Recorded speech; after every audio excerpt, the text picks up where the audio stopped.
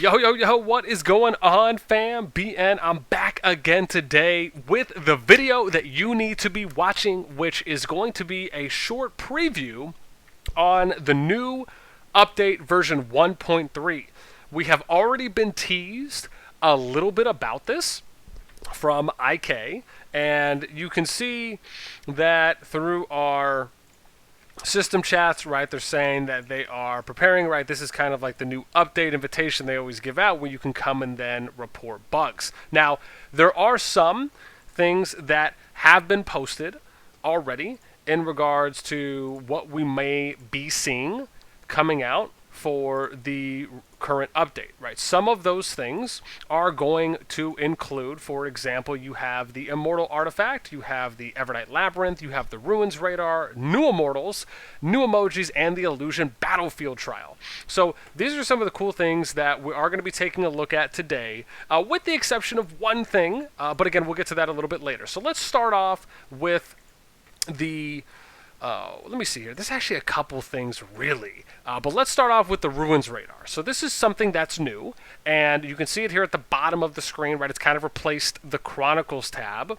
And then if you click on Ruins, you can see that it'll come up with this refresh, right? So you can see clues, right? You get 1 of 5 clues. They refresh. I want to say it's about every 3 hours. You'll click on it, and it'll take you right to a Ruins. So if you don't want to sit there and have to grind out and go up and down or left and right or wait for someone to post some ruin chords, you can just use this, right? So something that is a little bit more ease of access. Now, the next thing we'll talk about is the Mysterium. So again, sadly, this account is not at level 15. My own fault for not leveling it up. But from what I've been hearing in Mysterium is that there is an additional floor here past Floor 3, that is the Evernight Labyrinth. Now, this could maybe be a possible team event. I saw some early reports from this person here. Shout out to Windy, who is in NWO. She was saying that she got to the floor, but she had to wait for someone else to catch up. So again, once we're able to unlock it, if we do, before the release, then I'll make sure to follow up with another video talking about that, along with the Forge. So this is another new feature. This is also where the Immortal artifact is going to be. So they're renaming the mint and calling it the Forge. This is where you'll do your gold minting and then also doing the Immortal artifact unlocking. And again, once I hit 15, I'll definitely do another video covering those to give you guys an in-depth on that. But there are still plenty of other things to talk about for this new update, at least for little small tidbits that we've been seeing so far. So let's talk about, one, how the new interface looks a little bit with the Well of Time here in the bottom right corner. So you'll notice they simplified this, and now we see Well of Time, which you can go into, Contention of Relics, which is an easy screen to access, and then you also have the Illusion Battlefield. Right now, they really haven't given us any additional information outside of some of the current posts from Facebook that have talked about some of the game, some of the formats, the settings, player registration amounts, and other things as well. Then we have the new emojis that they had released from, well, better yet, I guess I should say, for the city. And if we click on here, right, we go to emojis, and then, oh gosh, I want to say it's my settings here, right? So you can see some of these that you're able to take a look at, right? We can go to settings. You can see that they've unlocked a couple additional ones. I believe there was a heart one here, which was the specific one for that they had posted in the picture. I thought it was Med B. I think it's this one here. Is the new one. Yeah, when you click on it, it does the visual animation. So they did release a few more. I really like the animated emojis because it kind of goes with the animated castle skins where you have a little bit of the visual effects. So I really like those, that it's not, it's not just you hit the emoji, it does it, which is cool, but especially that they're trying to work in some animated ones, which I think is a really just expanded idea on the whole kind of cosmetic play that you see coming into these types of games. The next thing that we're going to take a look at is there's actually a new castle skin, and I'm going to show this off if you go to decoration, and we're going to scroll, I think it's the 4th one down here. Let's see. So it's Phantom Glory. Right now you can see the status of them, right? You'll see some elite skins, right? There's a couple elite skins, rares, and then you'll go down here for like the basics. So there's 3-1, right? You got the Forbidden Zone one. This is the buff you get that you can hand out to someone at the end of the Contention of Relics event for the winning alliance. You can assign this to one person. Then you have the awesome Dragon Fortress skin, which has the lightning bolt, right, when you're just calling down the Thunderlord. And then you have the new one, which is Phantom Glory, right? So this most likely is going to be, I don't know if it's going to be a similar cube event because it looks similar as far as how you can go right. This one says participate in contention of relics to obtain. This one is participate in the illusion battlefield to obtain, right? But it kind of looks similar. So that's how you'll be able to get this. It has a 5% troop training speed. Personally, I think the 5% troop training speed is great. I still think the VIP 15 Dark Fortress skin right now probably is the best one just for the overall value that it gives you. And then again, the Forbidden Zone Zone Sovereign one is fantastic if you're one of the lucky few to be able to partake and of course get that skin issued.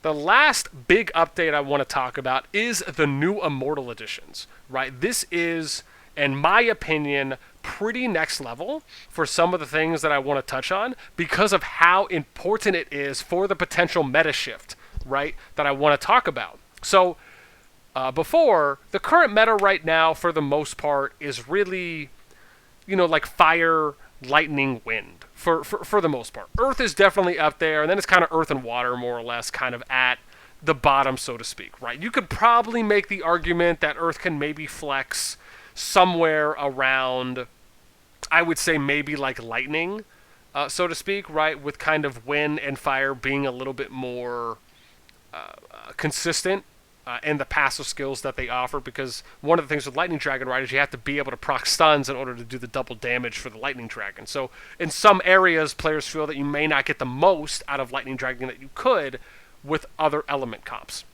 So this is why I think water, with this addition, in my opinion, has become relevant again as a top meta comp. And I'm going to explain why. So the two new Immortals that are getting added is Dido, Queen of the Ancient Carthage, right? She's a water backline. In short, basically would replace Helen.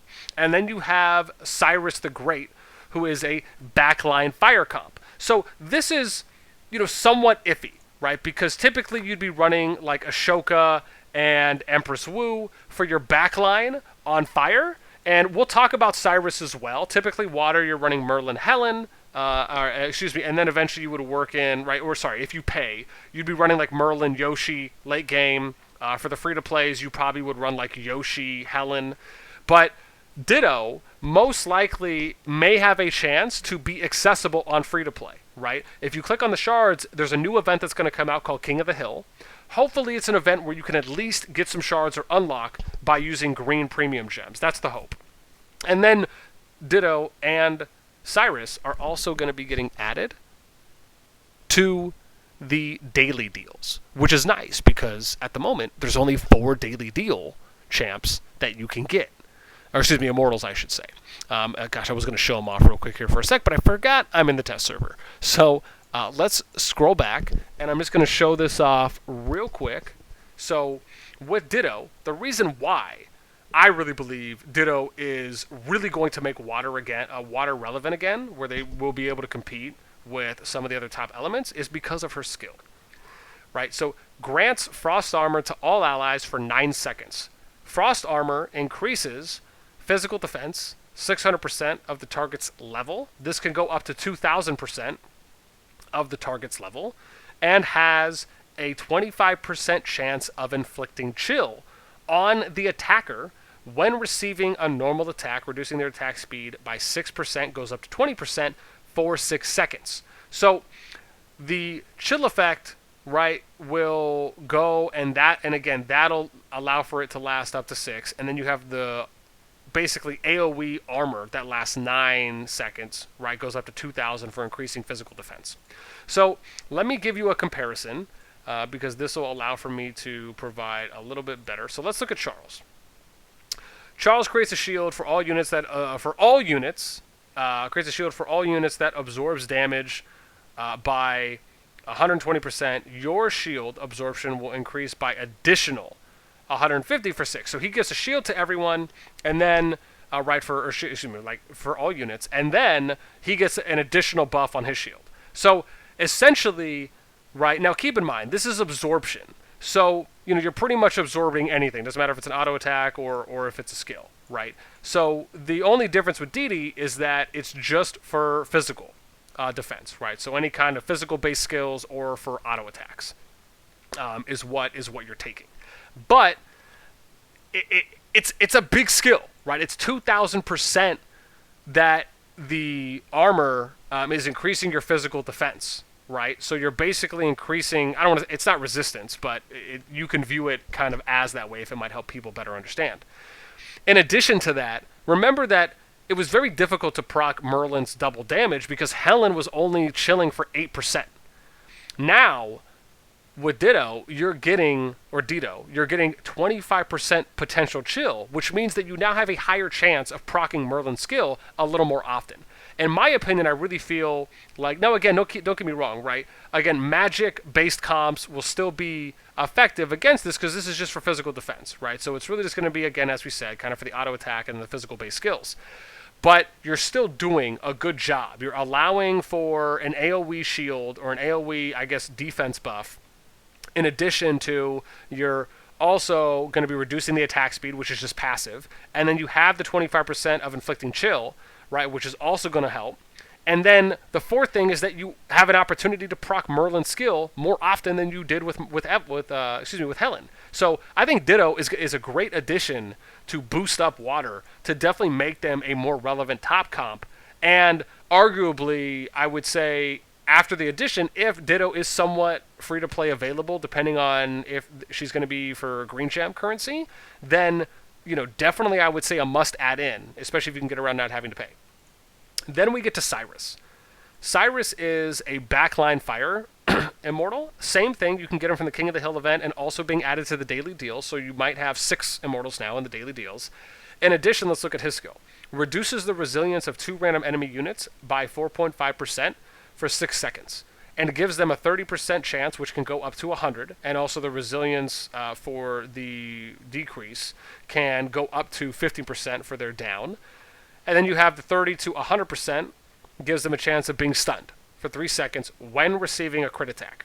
Now, with the crit attacks, right, we did, I am asking to find out exactly if this is just going off of the auto attacks from the Immortals, or if it also may affect your troops, right, because the troops attack the other troops as well. So I'm curious if it's applied to kind of both types, whether it's the Immortal and the troops, or just one. So I'll probably make a follow-up video when I also cover the Forge in addition to the Mysterium, and then we'll kind of do a part 2 video for the update on that. But just based on his skill at the moment, right, I just don't think the stats really add up at the currently to where you would replace Ashoka or even Empress Wu.